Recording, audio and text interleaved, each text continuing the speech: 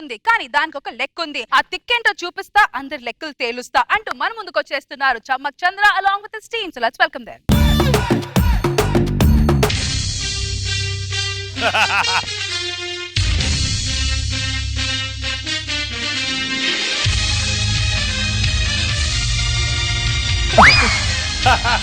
రాజాదిరాజ రాజమార్తాండ రాజ గంభీర శ్రీ శ్రీ శ్రీ వీర ప్రతాప మహారాజు గారు ఏం చేస్తున్నారు?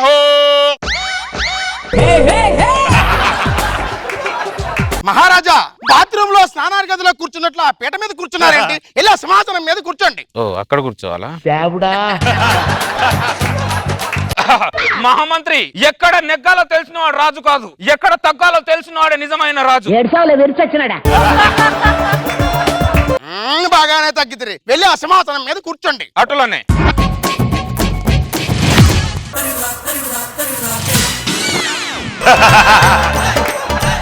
ఏమి చేస్తున్నారు? చలికత్తె ఊపుతున్నా. ఎందుకు? 2 నెలల నుంచి ఆవిడే ఊపుతుంది పాపం. 2 నెలలైనా 2 సంవత్సరాలైనా ఆవిడే ఊపాలి. ఓహో, మీరే ఊపాలంట. సింహాసనం మీద కూర్చోండి. ఆ కూర్చోనట్టు ఏమిటి? సింహాసనం కొద్దిగా సౌకర్యంగా ఉంటే ఇలా కూర్చున్నాం మహామంత్రి. ఎలా కూర్చున్నా వాళ్ళను? సరిగ్గా కూర్చోండి. ఇట్లా ఓకేనా? అటులనే. మహామంత్రి, ఆవిడెవరు? మా ఆవిడ ప్రభు. ఆవిడేంటి అలా ఉంది? కడుపుతో ఉంది ప్రభు. మహామంత్రి, మా చిన్నప్పటి నుంచి చూస్తున్నాను ఆడవాళ్ళకే కడుపు వస్తుంది, మగాళ్ళకి ఎందుకు రాదు? అలా రాదు ప్రభు. ఎందుకు రాదు? మా రాజ్యంలో ఆడమగాళ్ళ సమానత్వం ఉండాలని చెప్పాను కదా. ఎందులోనైనా సమానత్వం ఉంటుంది గాని ఆ ఒక్క విషయంలో మాత్రం సమానత్వం ఉండదు మహారాజా. ఏ చట్ట విరుద్ధమా? కాదు, సృష్టి విరుద్ధము. సృష్టిని అపసృష్టి చేద్దాం. మన రాజ్య వైద్యులు ఏరి. రాజుగారికి ప్రణామం. మమ్మల్ని పిలవడానికి కారణం? ఆవిడ కడుపు తీసి వీడి కడుపులో వేయండి. ఆవిడ కడుపు తీసి వీడి కడుపులో వేయండి.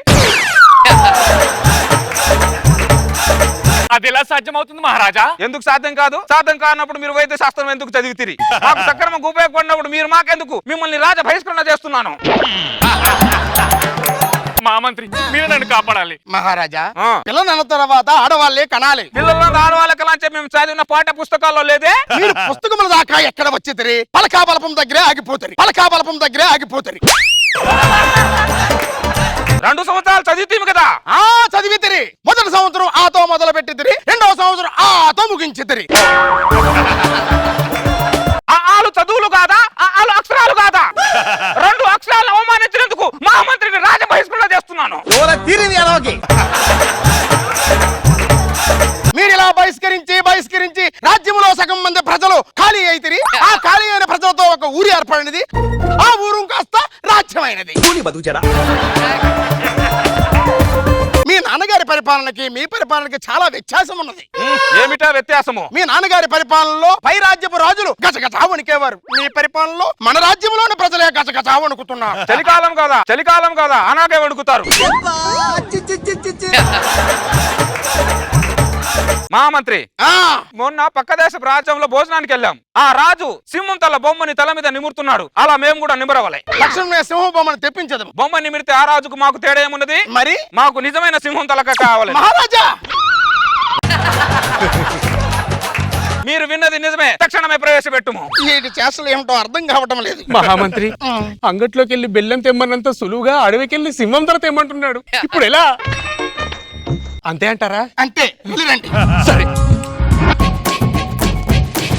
మహామంత్రి, ఇదిగోండి తీసుకొచ్చాను.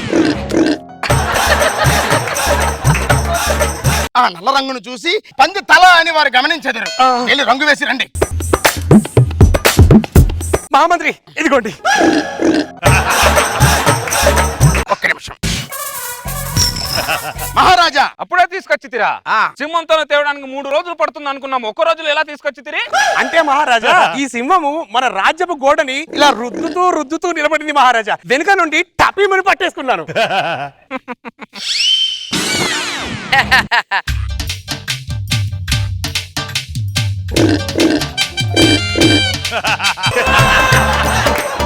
మహామంత్రి, సింహం మూతేంటి ఇలా ఉన్నది? అంటే మహారాజా, ఈ సింహాన్ని చంపే ముందు నన్ను చంపొద్దు అంటూ ఉండగానే తల నరికేస్తాను మహారాజా. అందుకే దాని మూతి అన్నట్టుగా ఇలా ఉండిపోయింది మహారాజా. సింహం భయంతో పెట్టిన మూతి అన్నమాట. మహామంత్రి, ప్రభు, సింహం అన్నప్పుడు తలండా జూలు ఉండును కదా, సింహానికి జూలు లేవేంటి? మీరు వెనక్కి తిరిగితే రాజుగారికి అనుమానం వచ్చును. ఇటు తిరగండి. మహారాజా, దీనికి బట్టతల వచ్చినది, బట్టతల వచ్చినది. అట్లా ఎట్లా వచ్చును? నాకు ఎట్లా వచ్చినదో దీనికి అట్లనే వచ్చింది. అటు ఇటు వచ్చినదా? అటు ఇటు వచ్చినదా? ఎవరిని అడిగితే ఆ సింహాన్ని వేటాడింది మేమే అని చెప్పండి. ఈ సింహం తలని మేము నిమురుతుంటే మీకు ఎలా ఉంది? ఈ సన్నివేశం ఎవరో చూడకుండా ఉంటే బాగుండు అనిపిస్తుంది. ఎందుకు అలాగా? అంటే మీకు దిష్టి తగులుతుందని. ఈ సింహాన్ని తలని మా విశ్రాంతి గదిలో పెట్టించండి. అలాగే ప్రభు. భటులారా, ప్రభు పులి మేక ఆడుకుందాం, చింతపిక్కలు తీసుకురండి. తక్షణమే తెస్తాను ప్రభు. చింతపిక్కలు ముందుగా ఎవరు వేయగలను ప్రభు? ఒక్క నిమిషం, అందరూ పంట వేసుకుందాం. అవును ప్రభు. నేనే గెలిచి నేనే వేస్తా. అవును ప్రభు. ఆడు ప్రభు, ఆ. మీ మేక చచ్చినది. అవునా? అవును ప్రభు. ఇప్పుడు చెప్పుము, ఎవరి మేక చచ్చినది? ప్రభు, నా మేకే చచ్చినది ప్రభు. రాజు ఏమి చేయొచ్చును? ఈ రాజుకి అసలు రాజు లక్షణం లేవు కదా. మహారాజా, మ్మ్. మిమ్మల్ని కలవటానికి తూర్పు దేశపు యువరాజు వస్తున్నాడు. రమ్మని చెప్పుము. చిత్తం ప్రభు. మహారాజా, మీరు భటులతో పులి మేక ఆడటానికి చాలించండి. మహారాజు వచ్చుచున్నాడు, మీరు వెళ్ళి సింహాసనం మీద కూర్చోండి. భటులారా, ఇది పక్కకు తీసుకెళ్ళండి. రాజు వెళ్ళిపోయిన తర్వాత అప్పుడు మనం పిక్కలతో చిన్న పులి ఆట ఆడుకుందాం. తూర్పు దేశ రాజులకు స్వాగతం. మీరు మా రాజ్యానికి రావడానికి కారణం? నీ రాజ్యం పైన యుద్ధం చేయడానికి వచ్చి తిమి. వద్దబ్బా, వద్దబ్బా. ఈ చలికాలంతో నేను చలినీళ్ళలో స్నానం చేయడానికే భయపడతాను. మరి యుద్ధం ఎలా చేయమంటావు అబ్బా? వద్దబ్బా, వద్దబ్బా. రాజంటే యుద్ధానికి కాలు దువ్వాలి కదా, యుద్ధం వద్దంటావేంట్రా? ఈ చలికాలంలో 3 దుప్పట్లు కప్పుకొని కాలు దన్ని పడుకుంటే ఉంటది నా తాత. ఆ ఆనందం యుద్ధంలో ఉంటది చెప్పబ్బా. ప్రభు, వారు యుద్ధం చేయనంటే మనం ఊరుకుంటామా? మనమే యుద్ధం చేద్దాం.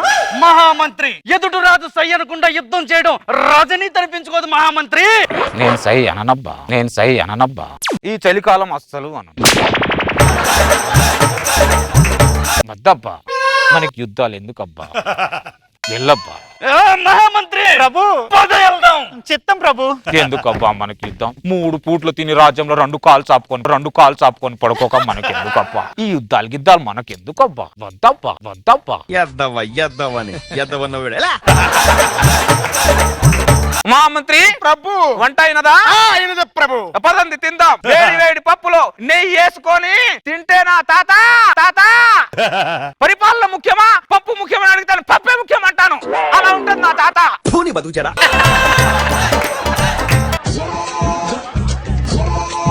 వీర ప్రతాప రాజా, బయటికి రమ్ము. తూర్పు దేశ రాజులకు స్వాగతం. మా రాజ్యానికి మీరు రావడానికి కారణం? చలికాలము యుద్ధము చెయ్యను అంటివి కదా, అందుకే ఈ ఎండాకాలమును వచ్చి తిని రమ్ము యుద్ధానికి. వద్దబ్బా. ఇంత ఎండలో పడి ఎందుకు వచ్చావబ్బా? వడదెబ్బ తగులుతుందబ్బా.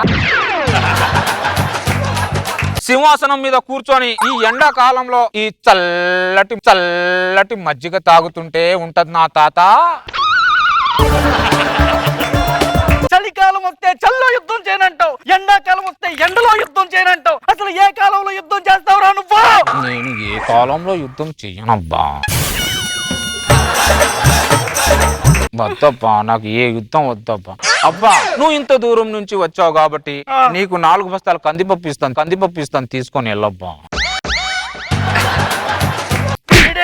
వీడేంట్రా 4 బస్తాల కందిపప్పు ఇస్తాను తీసుకెళ్ళప్పా అంటాడు. ప్రభు, వారు యుద్ధం చేయకుంటే నన్ను కొడతారేంటి ప్రభు? నిన్నే కొట్టాలరా. తూర్పు దిక్కున రాజ్యానికి వెళ్దాంరా అన్నాను. కాదు, పశ్చిమ దిక్కున రాజ్యంలో బలమైన రాజు ఉన్నాడు, ఆ రాజును ఓడిస్తే కీర్తి ప్రతిష్టలు పెరుగును అన్నావు.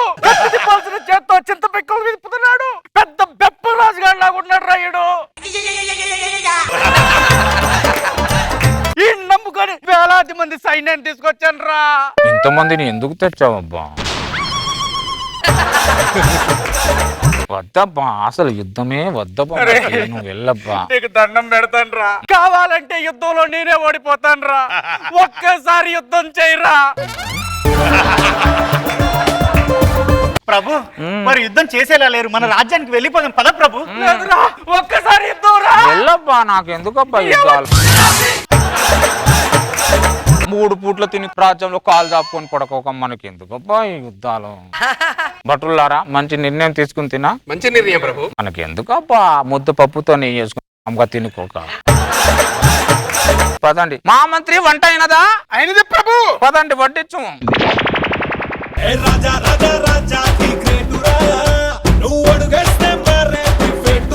నాకు ఈ కామెంట్స్ ఎందుకబ్బా? నువ్వు రాక్షణ ఆపప్ప. నాగబాబు గారు బాగుంది, ఇలాంటి రాజుని ఇప్పుడు చూడలేదు. గుడ్ అంటే రోజా గారు మంచి బెప్పం రాజు. అసలు ఫస్ట్ వచ్చి కింద కూర్చోగానే నవ్వు వచ్చింది నాకు, కొత్తగా అనిపించింది. నైస్.